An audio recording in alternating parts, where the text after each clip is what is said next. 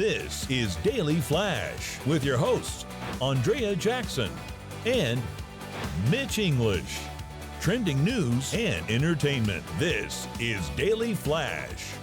Hi, everybody. I am Mitch English. And I'm Andrea Jackson. This is Daily Flash, today's trends, tomorrow's talk. We also have Matt Doolittle joining us this morning. Hey, Matty. Hey, guys, we love all of our viewers all over the country and 219 affiliates across the country, American Forces Network. And you can go to our website, dailyflashshow.com, click on the Where to Watch tab. Today, we are greeting our friends at WJDE in Nashville, Tennessee. Nashville. Never been.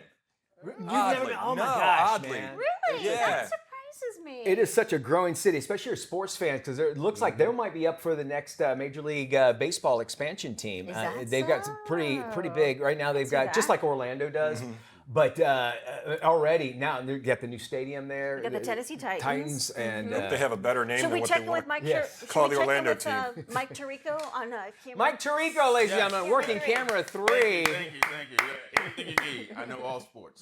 Nice jacket. I love it. That's sweet baby James here. All right.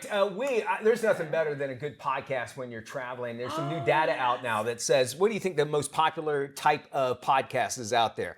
You got your entertainment, you got your news podcast, you got a true crime, you got a celebrity. Oh, I'd say true crime. It's the murder crime ones. Yeah. It is. It's number one, actually. It's the most popular. 24% of the streaming market, as far as podcasts go, are the true crimes. And there's new competition every single day of these new podcasts coming out. Anybody that has basically a microphone can have a podcast these days. But these true crimes, and I think because of the fact a true crime has a beginning, middle, and end, which is a movie, and it's something you want to find out what happens, and you might be able, and there's no really time limit per se for most of them on how to get that data out. We've also seen some crimes being solved because of true crime. And you're not going to run out of murders. And you're not going to run. There'll always be enough, right?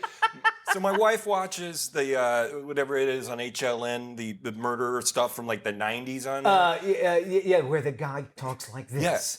She watches it so much that when a new one comes around, she's like, "Oh, I've seen this one." I'm like, "How many of these have you watched?" Because it seems like there's like days of these things. I'm not exactly sure what it is about women in true crime, but obsessed with it because there's something about it. I saw a study that said the reason why so many women are obsessed with true crime is because they think that if something were to happen to them, knowing what could possibly happen to them, it gives them a defense system to react to it if they need to. It's some sort of, according to this one researcher, primal sort of reaction and connection to wanting to know how to deal with being in that possible situation.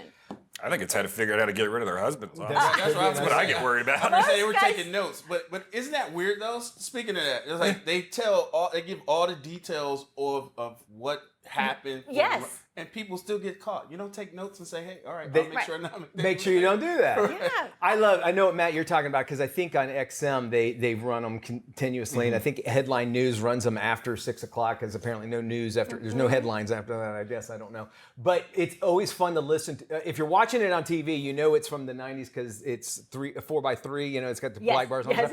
But if you're listening to it, he'll go, Bob went and called the travel agent from the phone book. Like all this stuff that has no relevance anymore. Half He those pulled murders up could his have been fixed with a cell phone too. Yeah, and a When cell you phone. listen to him, like, you could have just called him.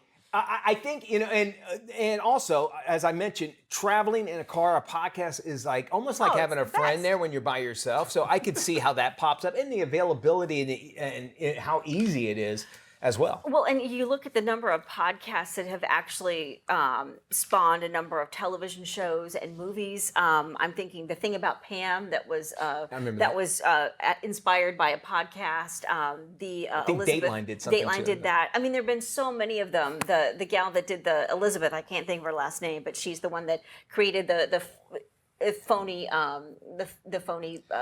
pill medication. I know you're talking about blood test, whatever. I mean, at that CBS, yes, that's what it was. Yeah, and that created a whole television series too, I think, actually. People getting away with things, and we want to know. And getting caught. I think we like that. We like that. Figuring out the Justice. puzzle. We like seeing what happens, seeing them get caught, seeing how they try and get out of it, get caught and punished. Best podcast out there. Let us know what it is. Drop us an email, flash@dailyflashshow.com. Oh, just go to our website. Yeah. You can kind of watch it as like a podcast, but you get pictures at least when you go there as well. Stick around. More Flash after this.